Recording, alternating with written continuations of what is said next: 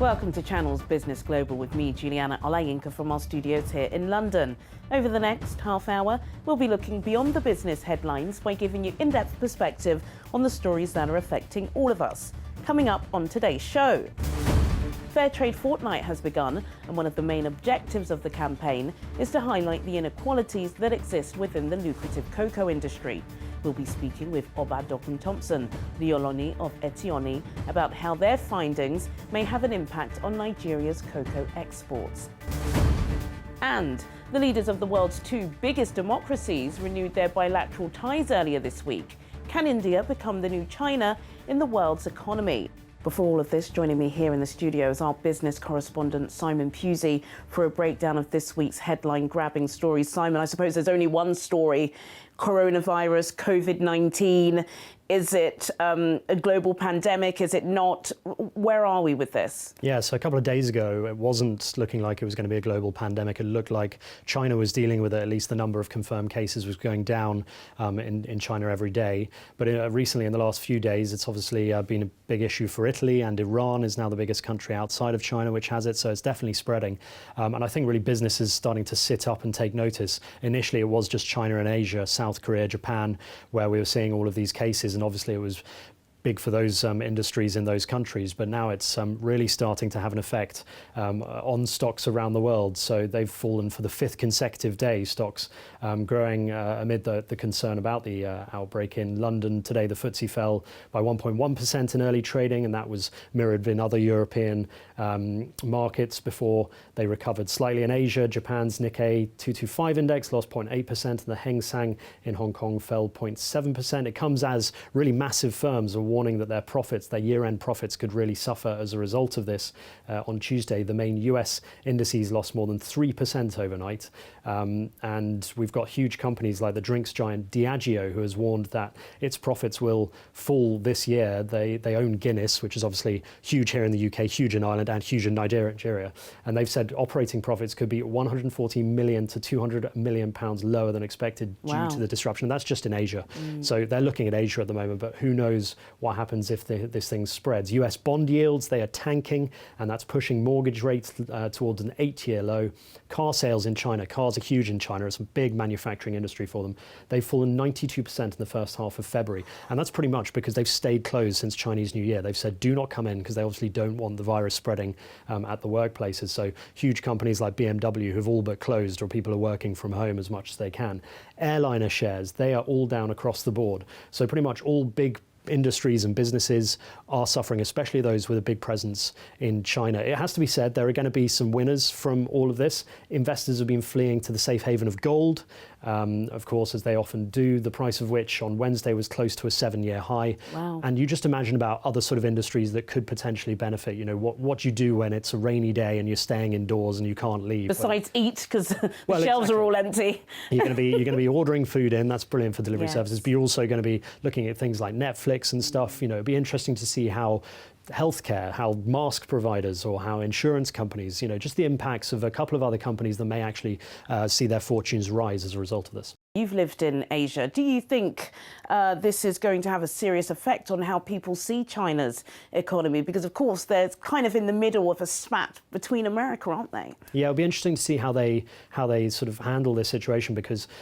one good thing about China is that the government does have quite a lot of power over its people. Yeah. So for a lot of people, that's, you know, accruing on their freedom, but actually it means that they can handle this kind of thing a little bit better than other countries might be able to. When the Chinese government says something, people listen and they do what they're told.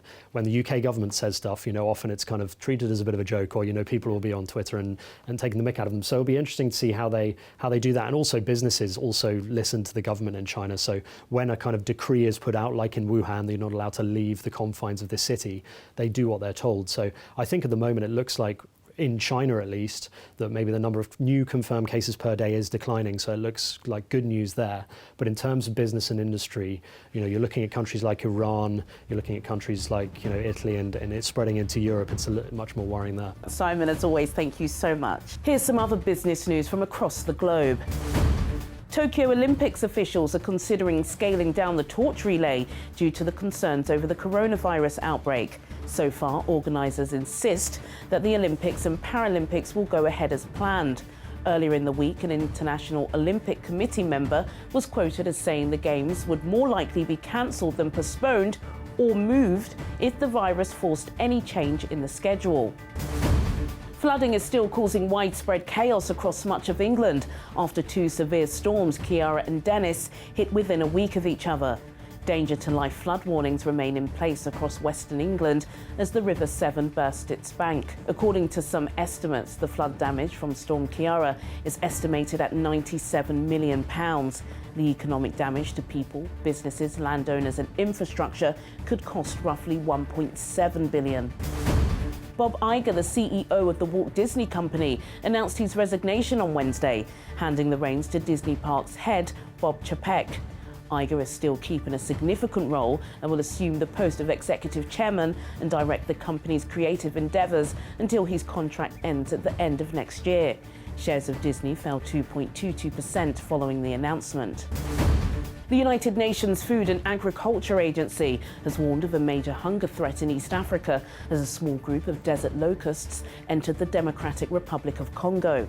This is the first time the insects have been seen in the Central African country since 1944. Kenya, Somalia and Uganda have been battling the swarms in the worst locust outbreak that parts of East Africa have seen in 70 years.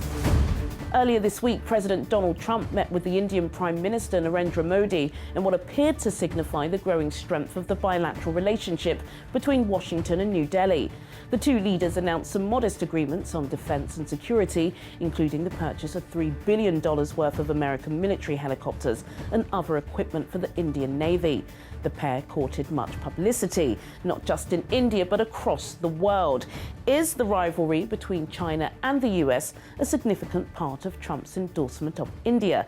Let me put that question and more to Chief Uzo Owune, chairman of Ingo UK. Chief Uzo Owune, thank you so much for joining me again on Channel's Business Globe. It was pretty much a big endorsement for India by Donald Trump, wasn't it? Yeah, it was, by any standard. This is rekindling India-US relations, which the visit signified.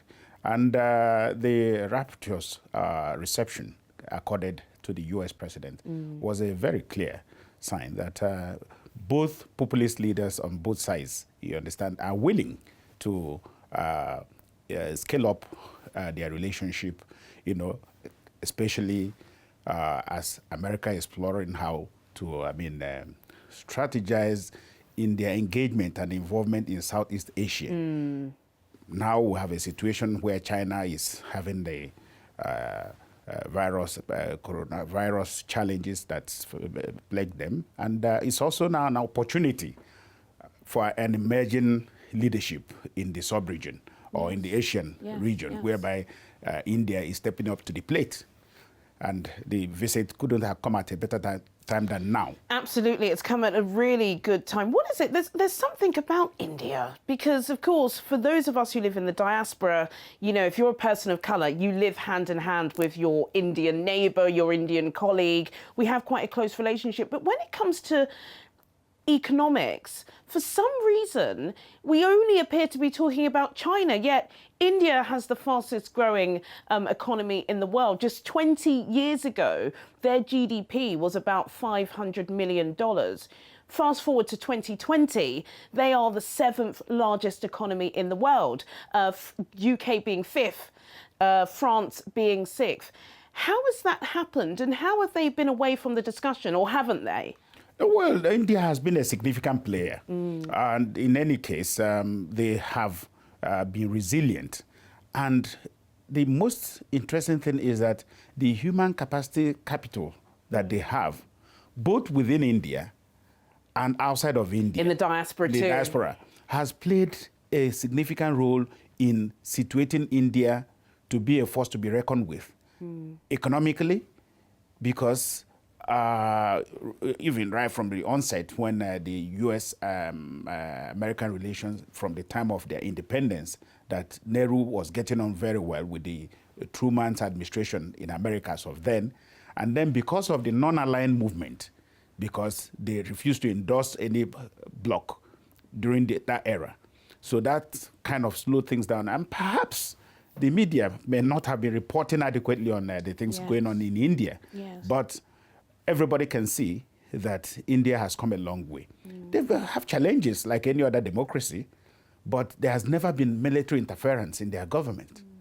Since the time they had independence and they had the challenges with, what is today India used to be made up of, what used to be India used to be Pakistan, which was part of India, and Bangladesh. Yes. And through the difficulties that they've had and through the partitioning, they have managed to hold together with the diverse groups of nationalities that make up the country as it is. Up to date, they are still grappling with those challenges. Oh, they are. We can see with similar with what's going on with Trump in America, and he's kind of quite toxic rhetoric against Islam. And of course, they're having the same with their citizenship row at the moment, aren't they? They definitely have issues. In fact, some economists even predict that due to these issues, not just security, not just issues with race, but also corruption has cost them $1 trillion. There are huge issues with India. We've seen it with masses of population. They have over 1 billion people. They're the second most populated country on earth. Also, as well, poverty is still severe. Yet they're still the 7th largest economy. How have they managed to juggle both? Whereas there are some countries in Africa, namely Nigeria, that can't. It's not a question of can't. It is a learning curve. And every country do have their challenges. The important thing is the political will to deal with these issues. Yes. Right. India, by their constitution, is a secular state. And what is happening now in terms of the call to roll back on the Citizenship Act, which is, causing the tension presently, that almost tinted the visit of Trump to India, is part of the challenges that every country undergoes. And the issues of corruption, of course, when you have a very big democracy of the sort that they have, and the population they're managing, and the resources that are not quite adequate, do you follow? They are doing their best, and the political will has always been there to push through policies to, address issues of poverty, to address issues of scaling up the economy. Take agriculture, for instance. Feeding of that population is one of the strategic things that India has done to make sure that they became self-reliant in agriculture. They can feed themselves. They can feed themselves. Then the other thing is in the area of ICT, that you can see that they became the backbone to export the needed skills in ICT. Absolutely, and the medical profession. Time is running short. What can we learn from India, Chief Uzo? Because we know that they're not a developing country, though some would still consider it to be like that, depending on who you talk to. And we know that the diaspora is so essential in topping up developing countries. And even in London, you go to most high streets, you've got to see an Indian entrepreneur, hosting one shop, one restaurant, something. What is it about that resilience? It's about enterprise culture. Learn from that. It's about enterprise because they are entrepreneurs. And Nigerians also are entrepreneurs. Yeah. So there's synergy to explore. And likewise here in UK, the diaspora, the Africa diaspora has to learn also from the Indian diaspora, because in terms of coming together, pulling together their resources, their energies, and the ways they want to engage the world. Coming up, is Nigeria failing to maximise its leverage in the billion-dollar cocoa business? We'll find out after the break.